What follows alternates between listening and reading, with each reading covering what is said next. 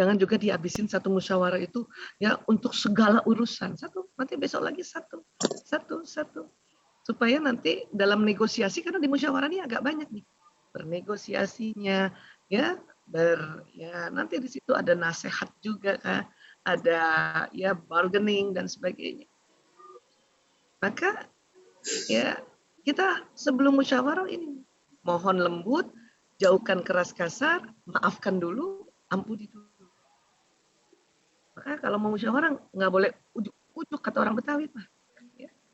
Kemudian Allah juga ajarkan endingnya, faiza azamta fatawakkal 'alallah. Ya. Kemudian apabila engkau telah membulatkan tekad dari hasil musyawarah itu, maka bertawakallah pada Allah. Ya. Innallaha yuhibbul mutawakkil.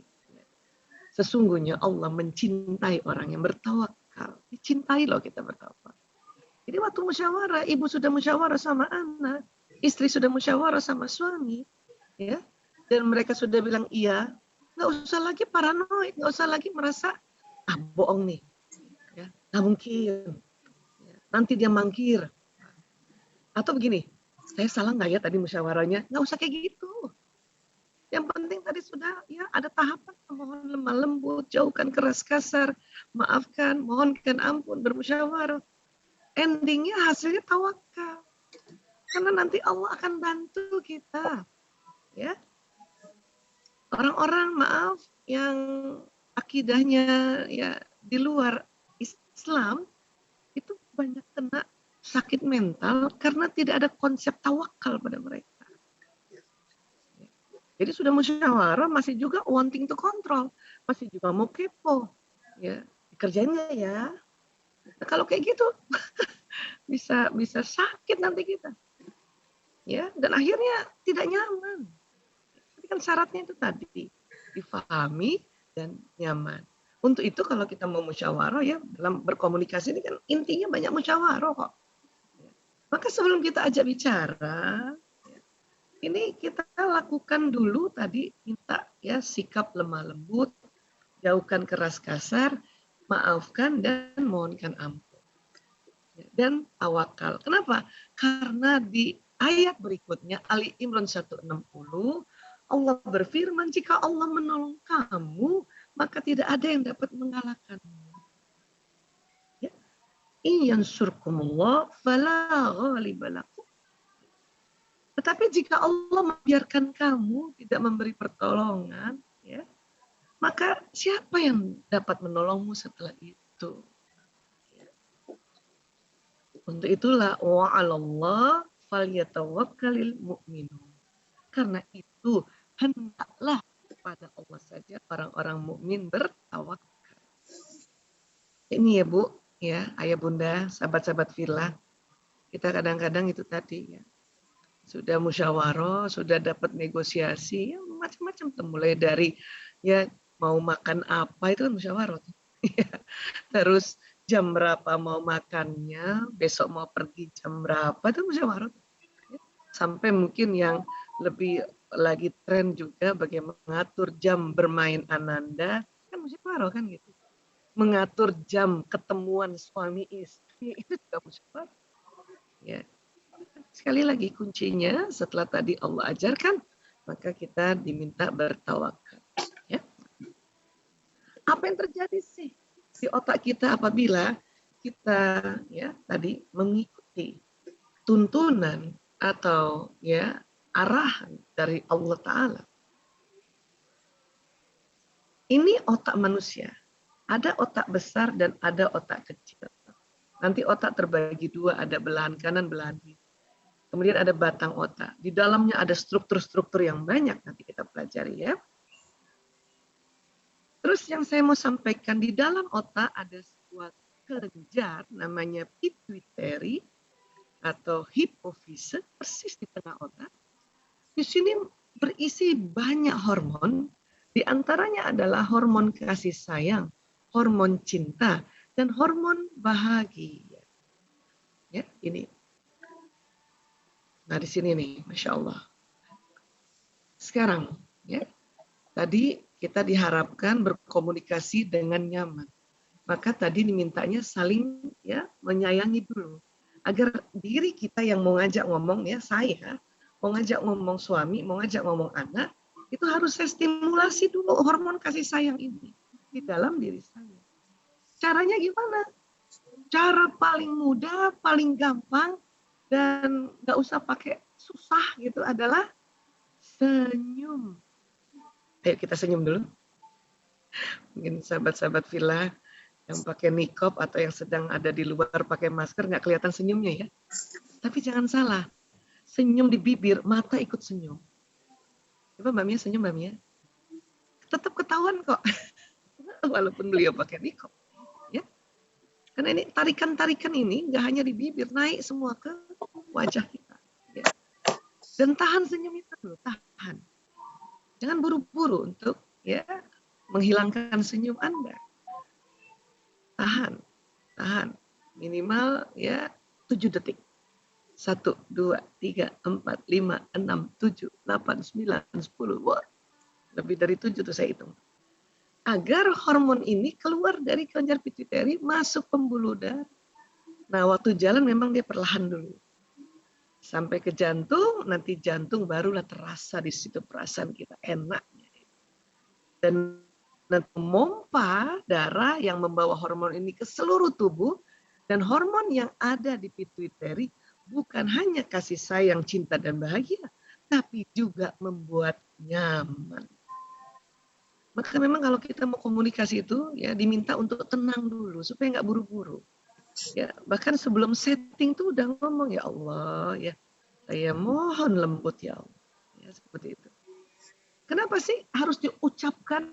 Karena dari otak ke badan ada namanya serabut-serabut saraf yang jalan di tulang belakang. Dari tulang belakang ini jalan ke seluruh tubuh, bahkan ke mulut, bahkan ke mata, hidung, seluruhnya. Dan sistem saraf ini saya sering cerita untuk menganalogikannya supaya lebih gampang adalah dia kayak kabel listrik, jalan pesan di listrik ini, apa yang diucapkan, apa yang dilihat, apa yang didengar, apa yang dihidu, apa yang dikecap, dan apa yang ada di isi otak, dia jalan di sistem saraf ini. Dan waktu jalan ini, dia ke atas dulu. Maka dalam Islam, kita setiap mau melakukan apapun, terutama hal-hal kebaikan, kita diminta basmalah. Bismillahirrahmanirrahim. Dengan nama Allah yang maha pengasih lagi maha penyayang. Maka kalimat ini akan jalan ke sistem saraf, naik ke otak, ya. Dan kemudian tadi itu, ya Allah saya mohon lembut berbicara kepada anakku Fulan bin Fulan, jauhkan keras dan kasar. Maka kalimat ini juga jalan lewat sistem saraf. Kemana? Ke otak. Apa yang mau nanti distimulasi? Itu tadi kelenjar pituitari. Agar mengeluarkan hormon masuk pembuluh darah, nanti masuk ke jantung, ya jantung memompa, di sini udah mulai enak deg-degannya nih. Ya. Jantung memompa ke seluruh tubuh. Supaya apa? Supaya betul-betul pada saat kita musyawarah, ya perangai kita nih, mulai dari ucapan, tatapan mata, ya gerakan tangan, gerakan badan itu penuh kelembutan. Kita anak tuh belum lagi diomongin, dia rasa itu ibunya lembut, bapaknya lembut, suami juga begitu. Coba kalau nggak bermohon seperti ini, ya, itu duduk aja mau ngomong sama suami langsung badannya duk. Gitu. Bu Isa, saya memang orangnya gini, kan saya ekstrovert. Iya, tapi se-ekstrovert-ekstrovertnya kalau kita mohon lembut, ya duduknya memang cepat, tapi tidak kasar. Ya, tidak kasar, tidak keras, cepat. Ekstrovert memang cepat, cuman kita harus berdoa juga begini supaya tidak keras dan kasar. Taruh piring, bikin minum. Oh, kalau kita nggak doa seperti ini, itu ya ngaduk kopi atau ngaduk teh, itu bisa keras dan kasar. Kumpang-kumpang. Taruh di depan suami itu bisa melayang. Maka itu tadi ya. Kapan ini ngomongnya? Ya mungkin di kamar, lagi di dapur, ya. suami kita dengar mobilnya suami datang, belum lagi dia masuk ke dalam pintu rumah kita langsung ya Allah, bismillahirrahmanirrahim ya Allah. Kalau lagi kesel saat itu juga atau emang lagi kesel, entah kenapa istighfar dulu, astagfirullahalazim, astagfirullahalazim ya Allah. Saya mohon lembut bicara, sebentar lagi suamiku datang. Saya mohon lembut untuk bicara pada suamiku. Kalau perlu sebut namanya lengkap. Fulan bin Fulan. Nah, kalau saya kan suami saya namanya Priyanto bin Sismadi, ya. Tambah lagi kalau nama kakeknya lebih afdal lagi, bin Parto di Mulyo gitu. Kenapa sih harus pakai bin dan binnya lagi Bu Aisyah? Karena kadang-kadang nama tuh banyak.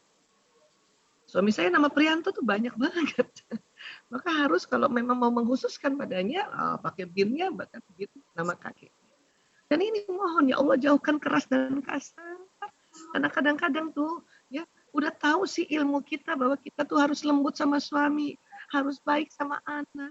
Tapi kenapa juga kasar? Karena memang di nanti antara ilmu yang ada di otak waktu jalan ke sini itu nanti dijegal oleh otak emosi, dijegal oleh otak reptil. Maka memang kita harus doa karena nanti doa ini langsung melunakkan ini otak reptil, otak emosi dan akhirnya tembus ke kelenjar pituitary. Ya, kayak gitu. Kemudian lanjutkan lagi ya, ini rasa kolbu kita ya. Lanjutkan lagi doa kita. Ya Allah, saya maafkan anakku ya Allah, fulan bin fulan. Kalau misalnya kita mau bicara sama anak atau ya Allah, saya maafkan pasanganku Priyanto bin Sismadi. Bahkan sebutkan kenapa sih maafinnya? Karena biasanya ya Allah, kalau dia pulang kantor saya sudah senyum, dia nggak senyum ya Allah. Dan ampuni dia ya Allah. Gitu. Jadi kita udah siap Allah banjirkan ya hormon cinta, kasih sayang, bahagia di badan ini sehingga apapun nanti suami lakukan, senyumkah, tidakkah, ngomongnya ketuskah, kita sudah cantik, kita sudah dipersiapkan oleh Allah dan pas ngomong ya ngomongnya asik banget dan efektif. Simple sebetulnya. Kalau dari neuropsikologi gitu. Ya, gampang kan? Masya Allah. Ya, saya kadang-kadang ngasih tips Mbak Mia nggak mau banyak-banyak. Takutnya malah nggak dikerjakan. Ya, tips ini juga dari Allah Ta'ala. Saya berkewajiban ini ya karena Allah ya membuat saya atau memberikan jalan pada saya belajar kedokteran, belajar anatomi, belajar saraf dan sebagainya, belajar hormon. Ya, maka Allah ya memohon ya atau kalau saya selalu memohon pada Allah ya Allah tambahkan ilmu, tinggikan kecerdasanku agar aku bisa ya memberikan tips ini sesuai dengan ilmuku. Makanya jadilah ini. Saya maafkan ya Allah anakku ya Allah, saya maafkan pasangan karena teknik ini kalau kita kuasai, masya Allah efektif banget kita punya komunikasi ya. Dari situlah musyawarah. Termasuk ayah-ayah besok misalnya gitu ya, ada acaranya anak-anak, ayah mau jam berapa berangkat? Siapa duluan? Gak mesti sama-sama kan, misalnya gitu. Ya, Bu Isa dulunya ya, karena mau begini. Oke, udah asik tuh, ngerti pasangan kita. Ya, begitu juga sama anak. Oke, nah. Dan memang sistem saraf ini karena jalan ya, kita juga perlu ya tambahkan sedikit ilmu karena tadi kan mengawali rumah tangga dengan ilmu. Maka kalau kita mau berkomunikasi efektif pada anak kita terutama ya, maka sejak dalam rahim ini ananda kita sudah bisa kita ajak komunikasi. Kenapa? Karena apa yang dimakan, diminum, diucapkan, dilihat, didengar, dan dilakukan ibu, maka otak anak merekam. Apa iya Bu Aisyah? Iya, ini mau diteliti lama. Kalau apa yang dimakan, diminum, tentu lewat plasenta. Ya kan? Sari-sarinya masuk ke, nanti ini namanya tali pusat. Nanti masuk ke pusar bayi. Jadi kalau janin dalam rahim, makan minumnya nggak di mulut, tapi di lewat ini pusar. Maka pusar kita, Masya Allah, Allahu Akbar, 10 bulan dalam rahim, itu yang menjadi mulutnya akan minum. Makanya itu kita sama pusar tuh harus dibelai-belai pusar kita, disayang itu. Kalau mandi bersihkan pusar itu. Karena disitulah ya pertama kali kita makan minum. Allahu Akbar. Di sini juga lah para sang ayah yang mencarikan nafkah, tolong cari nafkah yang halal. Karena ini nanti dimakan oleh si ibu, si istri, dimakan oleh ya anak kita. Ibu berperan untuk memilihkan makanan yang toyiban. Jangan juga lagi hamil makanannya yang serem-serem. Habis saya kalau nggak makan sambal, Bu Aisyah, misalnya gitu ya. Habis kalau saya nggak minum kopi, Bu Aisyah, gitu. Ya, tapi kalau lagi hamil kayak gini ya harus ada hal-hal yang toyib. Gitu. Saya Bu Aisyah kalau nggak makan durian, jadi lagi hamil makan durian gimana? Ya. Nah itu lewat makan minum ya. Apa yang diucapkan, apa yang dilihat didengar nanti lewat sistem saraf ini. Nanti kerekam di otak nih. Karena otak janin ini ya itu usia 4 minggu sudah bekerja. Jantung lebih awal lagi. Jantung 3 minggu. Ya, 4 minggu usia jadi ini otak udah bekerja dan terjadi sambungan-sambungan. Sambungan-sambungan neuron ini nanti membentuk memori. Ini gambarnya memang saya hilangkan yang sistem sarafnya karena kalau ada sistem saraf pembuluh darah janinnya nggak kelihatan gitu. Jadi sekali lagi hati-hati bicara. Maka orang ibu hamil itu dilarang bicara macam-macam, ya, melihat macam-macam. Pokoknya jaga pandangan, jaga pendengaran, jaga ucapan, jaga perangnya dan sebagainya. Dan perbanyak komunikasi sama anak. Bangun subuh kita ucapkan salam, assalamualaikum. Ya, dan kita khususkan assalamualaikum, wahai anandaku di dalam rahimku. Ya. Itu anak udah langsung seneng banget ibunya ajak bicara. Bukan hanya ibu, ayah juga gitu, bangun subuh ya, atau mungkin sebelum subuh mau tahajud, dia ajak istri dan kemudian bicara sama ya anaknya. Ya Allah, itu sudah terjalin komunikasi dan sudah terjadi sambungan-sambungan di otak. 10 bulan tuh lama loh. Ya. Dan pada saat nanti waktunya bayi ini lahir, dia nangis sebagai bentuk komunikasi, terus ibunya datang ajak bicara, bisa berhenti. Ya. Kecuali mungkin dia sakit perut, ya pokoknya patokannya gitu.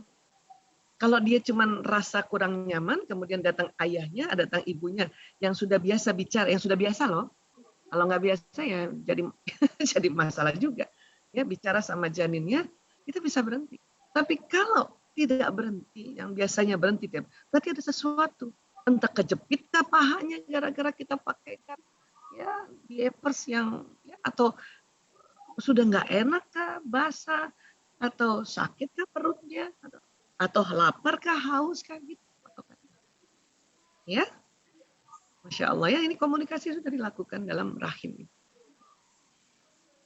Di dalam Islam, keluarga Islam ini, karena kita tahu ya otak janin ini sudah terjadi atau bekerja sejak dalam rahim, maka kita disuruh untuk perbanyak baca Quran.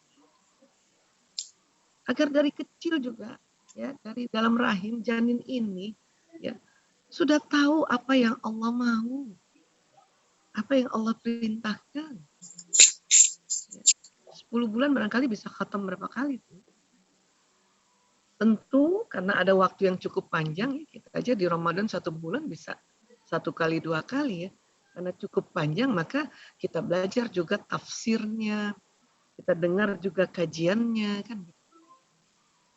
Ini luar biasa. Kalau memang mau anak kita juga ya selain berkomunikasi dengan ibu, dengan ayahnya atau dengan kakaknya, mungkin ini bukan anak pertama, dengan ya kakek neneknya sudah bicara.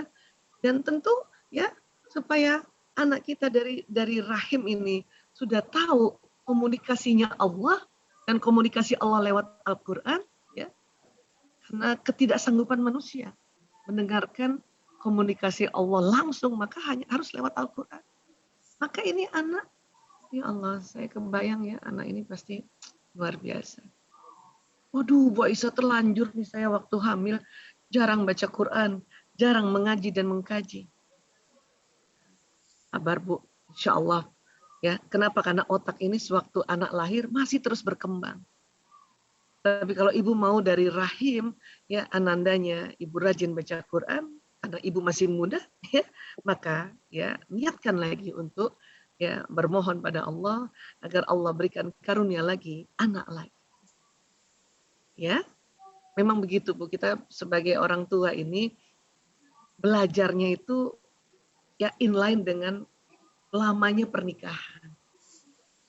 Gak usah juga sampai pinter banget, ngerti banget segalanya baru mau nikah. Nanti nikahnya umur 50 tahun nanti. Punya anaknya kapan? Maka belajar. Memang kadang-kadang anak pertama beda dengan anak kedua beda dengan ketiga, dan sebagainya.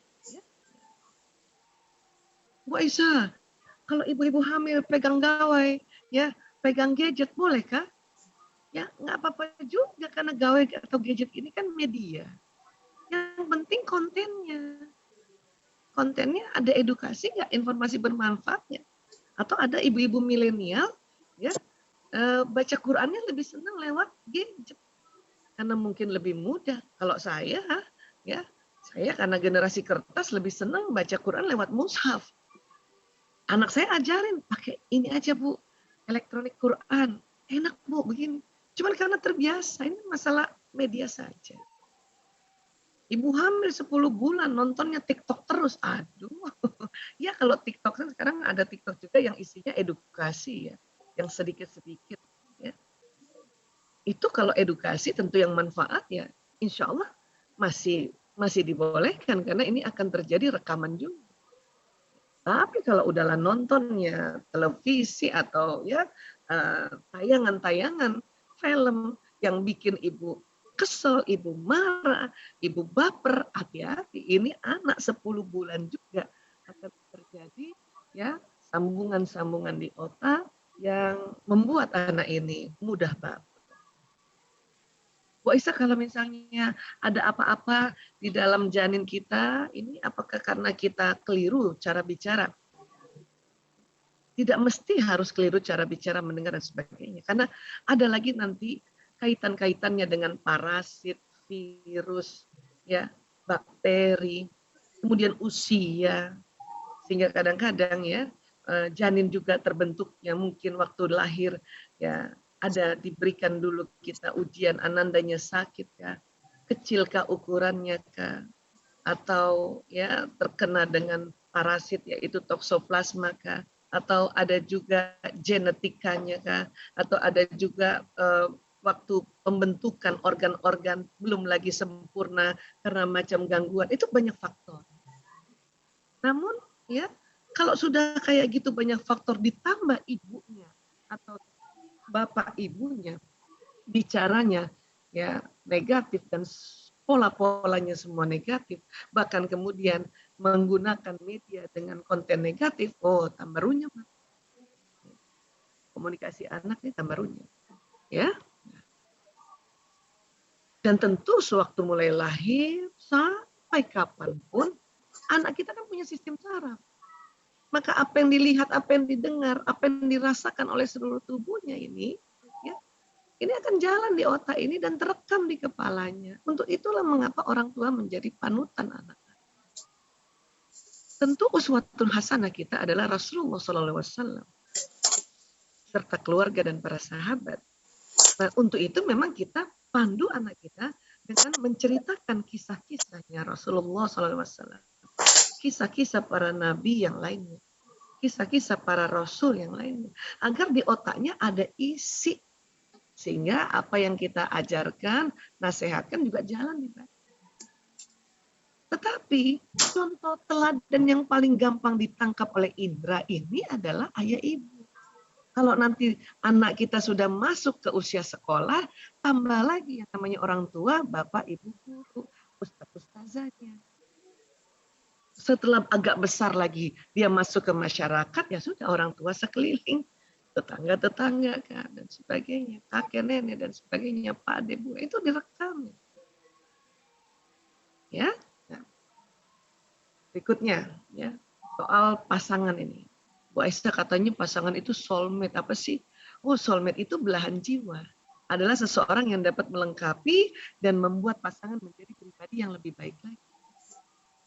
Jadi sahabat-sahabat Villa, apabila kita sekarang sudah berumah tangga, Untungnya sahabat-sahabat Villa, terutama yang hadir hari ini adalah saya yakin orang-orang yang senantiasa belajar, kemudian memohon pada Allah untuk senantiasa diberikan ilmu, ditambahkan kefahaman. Pantang bilang bahwa saya nggak cocok sama pasangan saya, karena saya beda. Pantang ngomong kayak gitu. Karena apa? Karena memang pasangan itu beda. Orang yang beda, jenis kelaminnya beda, otaknya beda, pola asuh beda, budayanya beda. Tapi justru itulah beda ini saling melengkapi tadi. Ya. Akhirnya itu tadi, makanya hubungan harmonis itu setelah tadi di basicnya adalah kasih sayang, berikutnya adalah saling memahami, saling mensupport, ya, saling melengkapi kan gitu. Ya. Saya suka kadang-kadang ya ada orang mau bercerai dengan alasan saya beda. Lah, gimana sih emang beda gitu. Ya, kalau misalnya saya ya dipukul, itu lain. Dan itu masalah kenapa dipukul ya atau ada KDRT itu awalnya karena memang ada perbedaan yang semakin meruncing karena tidak dijembatani dengan ilmu pengetahuan. Tidak dijembatani dengan kesabaran untuk belajar. Karena perbedaan itu harus dijembatani.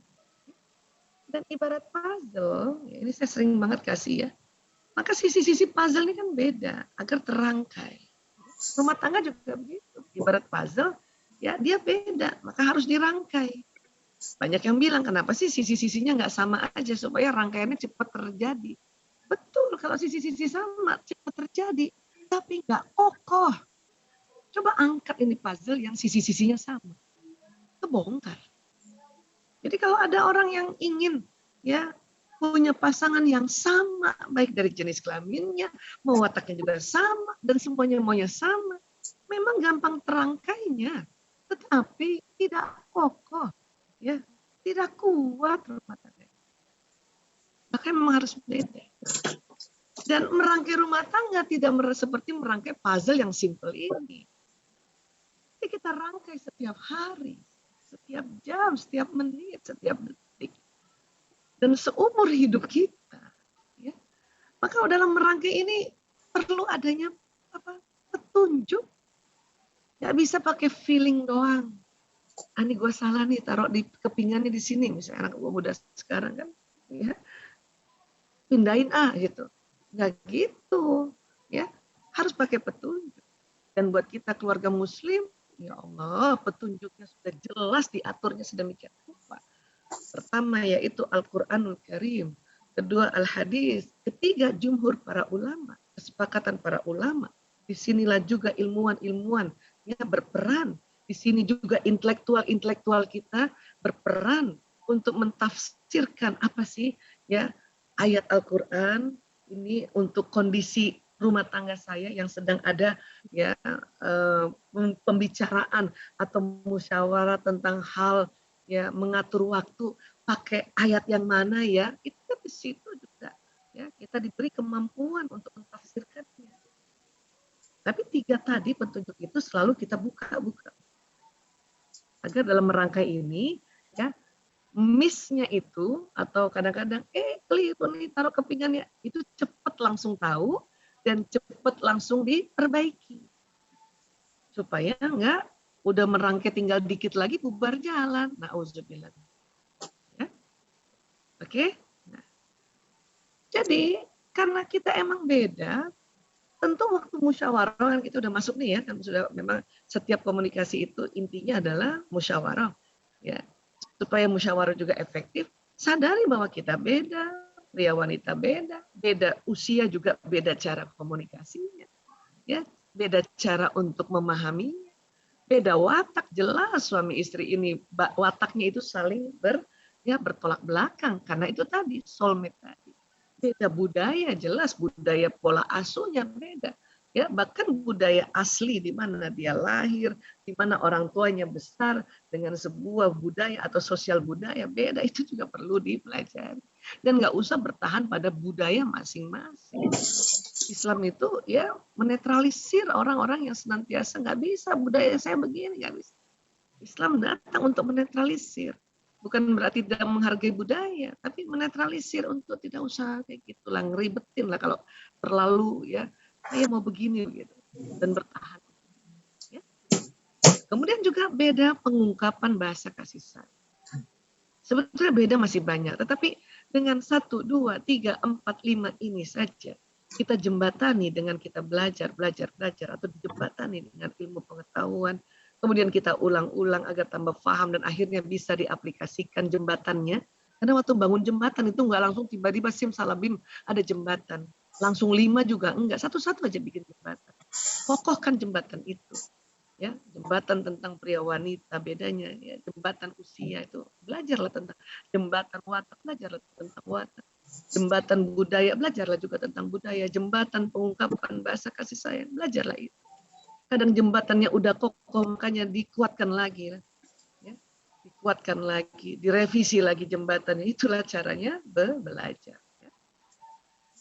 Hari ini saya mau satu saja mengkokohkan lagi jembatannya. Kapan-kapan lagi nanti mungkin jembatan lainnya, karena berdasarkan surat Ali Imran ayat 36, walaysa zakaru kal untha, dan laki-laki tidak sama dengan perempuan. Jelas penelitiannya banyak, namun saya sering ambil karena ini lebih populer ya, karena penelitian-penelitian yang jurnal, khawatirnya kalau saya paparkan teman-teman akan merasa aduh bosan banget sih seminar Bu Aisyah gitu. Jadi banyaknya saya ambil referensinya dari sini. Ada 2 ya, dari 2 sumber. Satu sumbernya ini suami istri Alan Barbara Pease, satu sumbernya adalah Dr. Luan Brizende, medical doctor. Beliau seorang neurolog, bahkan ada yang mengatakan dia neuropsychiatry, ahli saraf dan ahli jiwa. Masih muda ya. Ini di Amerika, ini di Australia. Kenapa? Kenapa saya ambil? Karena ilmuwan ini juga membantu meriset ya sunnatullah atau ciptaan-ciptaan Allah ini yaitu manusia. Ilmuwan ini kan meriset, mengobservasi. Kemudian nanti menyajikan kepada masyarakat bahwa ini loh ada perbedaan di otaknya laki-laki dan perempuan. Ini loh. Dan mereka juga mengakui itu semua ciptaan Tuhan. Kita sebetulnya umat Islam ini beruntung ya. Kenapa? Karena penelitian itu selain lama, mahal juga. Ya. Mereka meneliti ini tahun 99 dan hasilnya itu masuk di Indonesia baru 2006, saking puluhan tahun juga diteliti. Ya, itulah konsep kita terhadap ilmu waktu kita baca, kita mohon sama Allah, ya Allah ilmu ini, ya apakah ilmu yang diriset oleh ilmuwan ini betul-betul karena ya Engkau beri petunjuk mereka karena mereka berniat untuk meriset sunnatullahmu. Dan nanti ya Allah akan beri petunjuk kita. Maka akan ditemukanlah buku-buku penelitian-penelitian yang memang karena kita senantiasa doa tadi. Ya. Tahun 99 ini ya, di King's College London atau sekarang namanya Institute of Psychiatry London, lokasi yang mengendalikan bicara dan bahasa dalam otak laki-laki dan perempuan berbeda. Ini tadi ya, saya mau jembatani lagi, atau yang sudah tahu, saya mau perkuat jembatannya antara perbedaan otak pria wanita. Ya. Walaupun hari ini nggak bisa semuanya dibicarakan. Jadi otak ini dari samping kita lihat ada otak besar, ada otak kecil, ini batang otak, dilihat dari atas, ya ini terbelah, ada kanan kiri. Ya, saya kenapa bicara tentang kanan kiri karena kaitannya ya otak laki-laki perempuan tuh di kanan kirinya aja juga sudah beda yang di dalamnya, program di dalamnya ini. Ya. Bentuknya sih sama begini antara laki perempuan, tetapi organ di dalamnya, program di dalamnya beda. Ya. Nah. Ini otak laki-laki, ini otak perempuan. Ini perwakilan ya, karena risetnya banyak. Ratusan laki-laki, ratusan perempuan. Tadi otak terbelah, ini bagian depannya, ini ada kanan, ada kiri. Ya, saya sering sekali sejak 2006 sosialisasikan ini. Ada di bagian otak male atau otak laki-laki, ini lokasi bahasa bicara. Di kiri saja, tapi kiri cukup panjang juga nih. Ya, di perempuan, kiri plus kanan. Artinya lokasi bahasa dan bicara atau area warnik dan brokanya wanita itu lebih dua sisi. Ya. Dan inilah sebetulnya yang mendasari kenapa perempuan lebih banyak bicara, lebih senang bicara dan bisa bekerja sambil terus bicara. Karena memang ini secara fitrah Allah menciptakan seperti ini. tentu dengan misi-misi, visi-misi yang Allah memang titip sebetulnya. Dan nanti terungkap pelan-pelan, terungkap hikmah-hikmah. Laki-laki karena cuma sebelah kiri, maka laki-laki dalam sehari mengatakan 2.000 sampai 4.000 kata. 1.000 sampai 2.000 bunyi vokal, 2.000 sampai 3.000 gerakan tubuh. Kalau dikumpulkan ini komunikasinya per hari 7.000 kata. Ya kan? Ada juga suami atau laki-laki yang pemikir atau pengamat, mungkin lebih sedikit 5.000 saja. Namun ada juga suami yang memang pembicara atau laki-laki pembicara mungkin yang 9.000, tapi kalau yang rata-rata 7.000 per hari. Terdiri dari kata, bunyi vokal, gerakan tubuh. Kata sama bunyi vokal apa Bu Aisyah? Ya, ini kalau bunyi vokal, nah ini bapak-bapak banyak begitu ya. Perempuan, ya, karena otak bicaranya Allah berikan di lokasi kiri kan, maka dalam sehari mengatakan 6.000 sampai 8.000 kata, 2.000 sampai 3.000 bunyi vokal, 8.000 sampai 10.000. Suaranya tadi agak kecil. 1, 2, 3. Terdengar? Oke. Sudah terdengar? Iya, makasih banyak dokter. Baik. Ya, mudah-mudahan tadi masih tetap terdengar ya, kecilnya sedikit aja ya. Baik. Jadi kembali, perempuan dalam sehari mengatakan ya 6.000 sampai 8.000 kata, 2.000 sampai 3.000 bunyi vokal, 8.000 sampai 10.000 gerakan tubuhnya, kalau dijumlahkan 20.000. Mungkin ada wanita juga perempuan yang introvert hari ini hadir, watak yang pemikir, jadi nggak banyak ngomong, tapi banyak kerjaan gitu ya. Ada juga yang mungkin seperti saya, yang memang ekstrovert, yang memang saya pembicara, ya, gerak juga, ya antara 8.000, 3.000 tambah 10.000, nah ini bisa barangkali ya 23.000 jadinya, di atas 20.000 pokoknya, tapi rata-rata 20.000. Perbedaan yang signifikan ini harus ditahu, kemudian difahami dan disadari. Sehingga itu tadi, apabila suami pulang malam hari, kita ya ajak ngomong panjang lebar dan dia cuma jawabnya dan tadi kita sudah doa pada Allah untuk memohon lembut, jauhkan keras kasar, maafkan suami, mohonkan ampun, maka ya dengan kita tahu bahwa ilmunya atau sunnatullahnya bahwa laki-laki cuma 7.000 dan kita 20.000, itu insya Allah komunikasi malam hari yang pada saat suami pulang itu akan jadi sangat efektif. Karena kita penuh sekali pemahaman tentang. Kok kita aja sih istri yang lebih banyak belajar, Bu Aisyah? Nggak apa-apa. Memang istri disuruh lebih banyak belajar. Kenapa? Karena istri punya potensi banyak belajar. Bahkan banyak ngajarin juga, banyak sharing. Ajarkan ke istri-istri yang lain, perempuan-perempuan yang lain. Ya, sahabat yang lain. Karena kita punya potensi. Bapak-bapak asal istrinya sudah tenang di rumah, banyak senyum, ini ikut tenang dia. Ikut tenang. Terus mau dengar dia ngomongnya agak panjang, ya tunggu pagi-pagi, subuh-subuh lah. Tapi jangan juga pas bangun tidur disuruh dia ngomong banyak. Belum loading. Tunggu, sabar. Ya, insya Allah habis sholat subuh, ya, habis mandi, habis sholat subuh mandi, dia ngomong. Makanya momentum pagi hari suami istri sebelum suaminya berangkat kerja, cakep itu untuk dengarkan beberapa kata yang masih fresh 7.000 ini.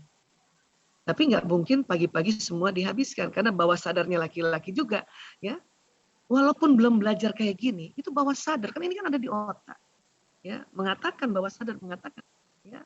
Iritkan kata-katamu karena mau dipakai untuk kerja, dipakai untuk komunikasi nanti di kantor, dipakai untuk nanti memimpin, dipakai nanti untuk ya mungkin mengajar, bapak-bapak yang mengajar, yang menjadi guru, dosen, dipakai untuk memimpin rapat dan sebagainya. Makanya ngomongnya juga ya tidak terlalu banyak dibanding kita. Kalau kita memang stoknya banyak. Mulai dari subuh sampai malam, ini insya Allah 20.000 cukup. Kemudian riset berikutnya adalah perempuan bila dalam sehari komunikasinya kurang dari 16.000 kata, maka tidur malamnya tidak nyenyak. Maka ayo ya para istri, para ibu, gunakan 16.000 kata ini dengan hal yang betul-betul manfaat. Betul-betul Allah yang ya minta kita harus apa. Tentu salah satunya adalah baca Quran. Ya. Kemudian mengajarkan Quran. Pada siapa? Itu tadi sama anak-anak. Banyak ibu-ibu juga bilang, ya aduh saya kan nggak ngajar di masyarakat. Lah, bukan yang masyarakat tuh nanti nomor sekian. Yang nomor satu adalah tadi sharing atau mengajarkan di dalam rumah itu dulu. Kadang kita suruh kebalik, ngajarin yang luar dulu, baru dalam rumah nggak diajar. Saya aja sering bilang sama diri saya, Aisyah, ingat. Ya, jangan sampai kamu ngajarin keluar, tapi di dalam rumah kamu nggak ajar. Maka program saya di awal itu ya, misalnya saya ingin sharing tentang belajar watak ke masyarakat, anak-anak saya ajarin dulu. Ya, atau saya sharing sama mereka tentang konsep watak. Ke suami juga, bahkan ke khodimat yang di rumah saya sharing, bahkan ke sepupu-sepupu, bahkan ke sahabat-sahabat sekeliling kita dulu yang ada di dalam satu mitra kerja, baru ke masyarakat, gitu. Karena kadang-kadang kita kebalik, ya, bahkan kadang-kadang lupa yang di dekat kita, ya. Sekali lagi, ini ya yang bisa nanti kita lakukan para ummahat, ya. Karena Allah sudah kasih potensinya, ya. Nah, hanya nih, dan ingat ya, apa yang kita ajarkan pada anak kita dan dia pakai seumur hidupnya, maka amal jariahnya mengalir buat ibunya, buat ayahnya. Terus itu. Ibu yang ngajarin ABCD 1 2 3 4, ibu yang ajarkan anaknya bacaan basmalah, ya, ajarkan huruf hijaiyah, ajarkan surat Al-Fatihah, selama hidupnya anak itu pakai, maka nanti amalannya mengalir.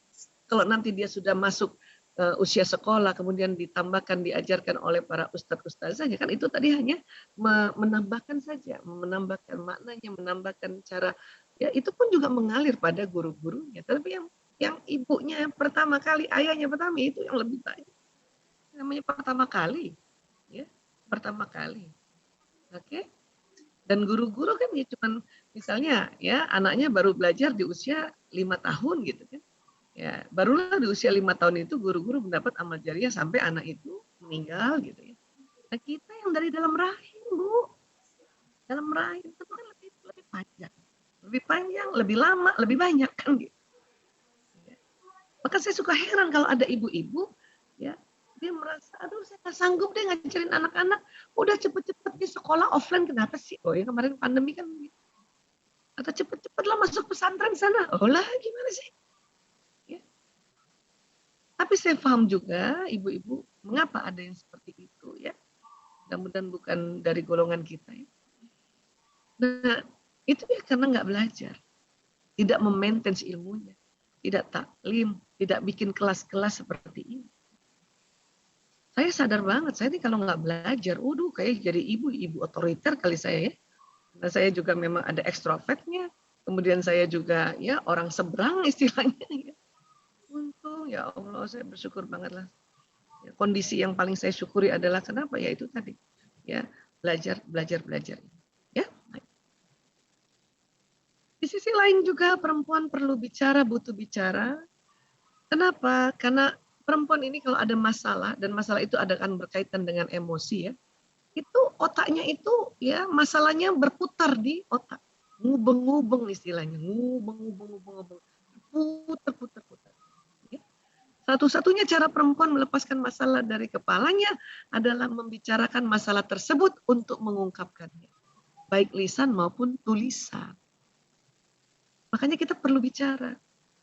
Bahkan hampir semua ya yang datang konsultasi ke terapis kah, ke psikolog kah, hipnoterapis kah, atau ke dokter kah, atau konsultan keluarga, ya, atau ke psikiater, itu perempuan 90%.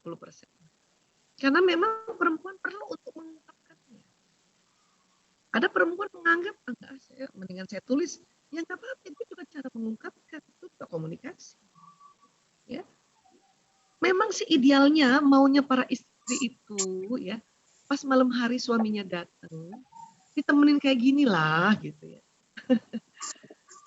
Dan ya ini ada satu temennya gitu, karena itu saat seorang perempuan berbicara di akhir harinya tujuannya adalah untuk melepaskan ganjalan hatinya, bukan untuk mencari kesimpulan ataupun penyelesaian. Jadi bapak-bapak tenang aja Pak, nggak usah pusing carikan solusi buat istrinya, ngangguk-ngangguk aja ya.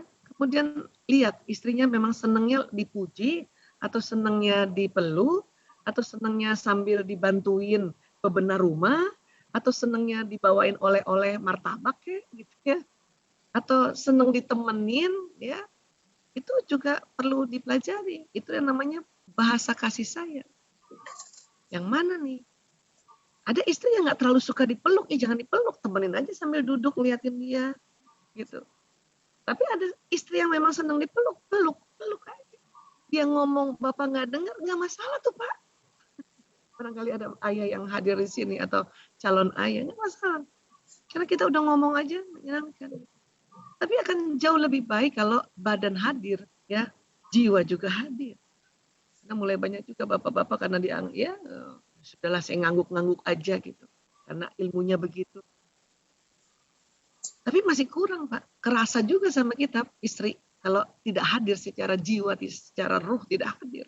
Hanya fisik saja yang hadir. Terasa juga itu. Ya. Sehingga ya ini kita simpulkan bahwa perempuan bila curhat hanya ingin disimak. Sementara memang ya para ibu nih sekarang nih, saya ya sama-sama ingatkan diri saya dan kita semua. Kalau kita curhat dan suami masing-masing ini memberikan solusi, itu tandanya dia sayang sama istrinya. Karena laki-laki memang otak solusi, otak tanggung jawab. Bila mendengar curhat selalu menawarkan solusi. Karena dia nggak tega dengar istrinya curhat. Istrinya, orang kan kalau curhat pasti ada masalah kan? Ya. Jadi buat para istri nggak usah juga berantem gara-gara solusi yang diberikan sama suami. Ayah aku capek banget setiap pagi nganter anak-anak sekolah. Suami itu nggak tega loh lihat istrinya capek, apalagi gara-gara anaknya dia misalnya gitu ya, walaupun anak bersama. Terus dia otaknya langsung kata tanggung jawab kasih solusi. Ya sudah kalau itu kita cari supir aja ya, kita gaji supir. Kata istri, ngapain gaji supir mahal tahu, mendingan uangnya buat aku kan gitu. Terus kata suami, lah tadi katanya capek. Nah, sekali lagi para ayah, itu cuman mau disimak. Atau nggak usah suruh dicarikan supir, peluk aja. Atau tepuk-tepuk punggungnya. Atau puji saja. Tapi ya, Abi lihat memang Umi hebat banget. Itu hilang capeknya. Makanya itu perlu ngerti tuh. Waktu merespon perlu belajar juga bahasa kasih sayang. Ya. Ada orang nggak usah dipuji, dipeluk aja, diusap-usap. Ya. Ada orang nggak usah diusap-usap, dipuji gitu. Hebat memang Umi. Ada juga cuman palingnya ditemenin, dia masih mau curhat lagi. Ada gitu. Ada mungkin tiba-tiba bapak ya sebentar ya Umi ya, Abi bilang gitu ya. Abi ke kamar bawa oleh-oleh. Ya cuman apa kayak sekuntum mawar kah? Yang metiknya di halaman rumah kah? Atau ya bukan mawar mungkin ya. Sekarang kan banyak tuh kembang-kembang cakep selain mawar. Ya, jengger ayam. Oh cakep juga tuh kembang jengger ayam. Kayak jengger betul-betul merah. Cakep juga gitu. Ya, apapun itu. Nah, itu perlu lagi tambahannya mengetahui apa sih istri saya bahasa kasih sayangnya. Itu nggak jadi capek, ayah. Daripada ayah mau carikan supir. Ya, atau ayah kasih solusinya ya, misalnya ya sudah ya suruh aja anak-anak ya naik Gojek. Marah ibu Abi nggak ngerti ya, nggak semua Gojek itu bisa kita percaya loh, misalnya gitu, akhirnya bertengkar. Jadi buat ibu kalau memang mau curhat bikin disclaimer dong. Abi Umi cuma ngomong doang ya, ayah ibu cuma ngomong doang ya. Suami juga begitu, kalau istri lagi curhat, tanyakan. Sebentar, ini curhatnya mau pakai solusi atau tidak? Gitu. Agar ini tidak terjadi jebakan Batman di sini. Ya, nah, muter-muter, debat kusir namanya. Oke? Kemudian, perempuan senang bicara dengan kontak mata, pria kurang menyukai kontak. Berantem lagi gara-gara ini, karena buang energi. Kenapa begini? Ini juga sunnatullah. Ya, Allah yang ciptakan mata dan kemudian ada bagian-bagiannya. Ilmuwan ini hanya ngasih nama doang. Nah, bagian putih mata pada perempuan atau namanya sklera mata ini lebih banyak bagian putihnya pada perempuan dibanding laki-laki. Bagian putih inilah yang memungkinkan pergerakan mata dan mengarahkan pandangan yang sangat penting bagi manusia dalam berkomunikasi tatap wajah. Ayah bunda, ya, yang sudah menikah nanti coba bercermin bersama suami, lihat. Atau nggak usah bercermin, lihat aja dari jauh. Oh iya ya, sklera mata saya lebih lebar. Itulah perempuan senang bicara dengan tatap mata atau tatap wajah. Laki-laki nggak kuat dijanjangin matanya, dilihat matanya nggak kuat. Katanya komunikasi yang efektif tatap wajah, tatap muka. Iya. Yang namanya tatap muka kan nggak mesti kita liatin muka kan gitu. Ya. Tapi ya tatap mata itu komunikasi efektif untuk perempuan. Laki-laki kalau ibu liatin matanya dia terus dia nggak kuat. Maka dia cuma kuat lihat 5 detik wajah kita nih, suami liatin ya wajah istrinya. Habis itu nanti matanya lihat gadget kah, lihat TV kah, pokoknya lihat benda. Karena laki-laki ini lebih kuat lihat benda daripada lihat wajah. Kita lebih kuat lihat wajah. Ini kalau di jembatan nih kayak gini kan, atau mungkin teman-teman sudah tahu jembatan dan kita perkuat hari ini jembatannya. Insya Allah komunikasi kita efektif. Ya. Kemudian apa lagi? Ini otak dibelah. Kita dapati lagi di sini corpus callosum yang menghubungkan antara otak kiri dan kanan. Ternyata perempuan, ya ini corpus callosum ini bentuknya kayak gini melengkung. Laki-laki ada, perempuan ada. Di tengah otak ini yang menghubungkan otak kiri kanan ya. Karena otak itu kiri kanan tuh dia terpisah banget sebetulnya. Nanti tersambungnya di corpus callosum. Nah, menurut Dr. Roger Grosky, corpus callosumnya perempuan lebih tebal. Karena lebih tebal itu perempuan mampu mengerjakan berbagai pekerjaan yang tidak saling berhubungan dalam satu waktu. Ini lagi Allah berikan perbedaan yang menjadi karunia perempuan. Capek Bu Aisyah kita begini. Itu capeknya dikarenakan kita suka cemburu sama suami. Cemburunya apa? Karena kita lihat suami ya duduk aja cuman pegang laptopnya atau nonton TV aja nggak bantuin kita. Nah capeknya di situ karena kita iri. Harusnya kalau kita sudah tahu, saya pernah begini soalnya dulu nih sebelum tahu ilmu ini, padahal saya suami istri dokter loh. Baru tahu 2006, nikah 92. Capeknya saya multitasking perempuan gara-gara lihat suami saya. Tuh kan, dia cuma pulang kantor duduk doang, tuh kan dia lihat TV. Tuh kan dia mainin tuh gawainya tuh dulu namanya bukan gawe ya, handphonenya gitu tuh kan. Akhirnya ini yang bisa kerja banyak, jadi bisa kerja banyak. Terhambat kata kiri tadi. Sekarang alhamdulillah setelah tahun 2006 nggak usah lagi iri-iri. Kenapa? Bapak-bapak duduk dan mengerjakan satu pekerjaan itu memang settingan dari Allah mengerjakan satu pekerjaan. Dan karena memang sedang teknologinya digital, maka kerjaannya pakai digital. Satu di situ. Dan bapak-bapak pada saat nonton TV, kadang dia nggak nonton TV, itu dia lagi mikir besok harus ngapain. Strategi apa saya untuk menjemput nafkah? Atau kalau zaman dulu strategi apa saya harus berburu. Kalau zaman dulu karena nggak ada TV, ya para laki-laki setelah berburu hari ini, untuk berburu hari depannya, hari besoknya, itu bapak-bapak pulang dari berburu, setelah hasil buruannya kasih istrinya, supaya istri nanti bagi-bagi, si bapak duduk di batu, lihat matahari terbenam. Itu nggak cuma ngeliatin matahari, mikir besok gimana lagi berburu saya. Ya, atur strategi apa yang lebih efektif. Dan saat seperti itu nggak mau disuruh-suruh atau nggak mau ditanya-tanya.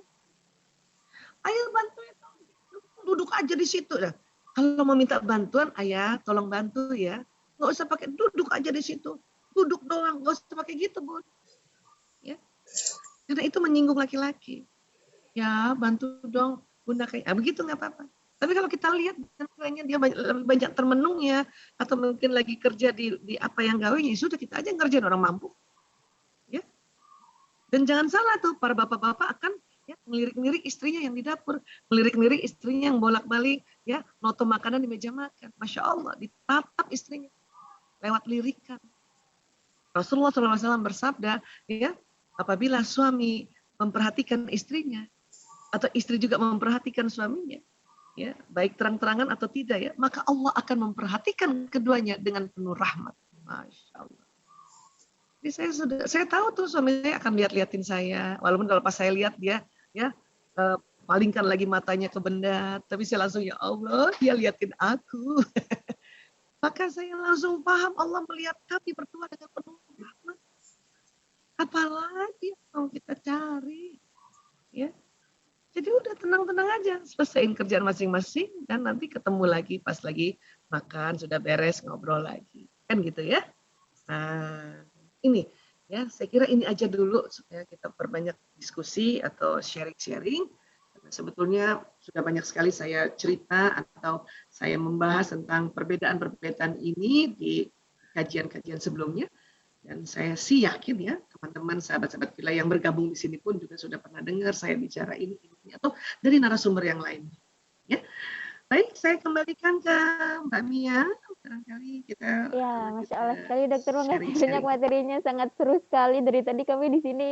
Oh iya ya, oh iya ya. Allahu Jadi Akbar, benar-benar lagi-lagi itu Alhamdulillah. seperti itu, Masya Allah. Jadi tambah ilmu Alhamdulillah, untuk kita Alhamdulillah. juga, dokter. Insya Ini Allah, langsung insya ke Allah, insya Allah. langsung ke pertanyaan boleh, dokter? Siap, siap, siap. Oke. Oke, kita mulai dari yang resen mungkin ya. Oke, resen Ya, baik. pertama. Iya, ditulis. Oh, sebentar, dokter. Mari kita pilih yang beruntung. Oke, kepada Bun.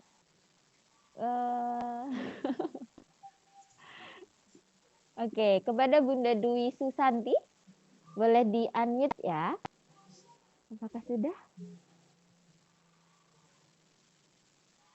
Assalamualaikum.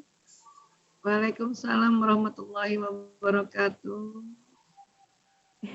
Bunda Dwi Susantinya apakah sudah bergabung? Iya, sudah, Bu.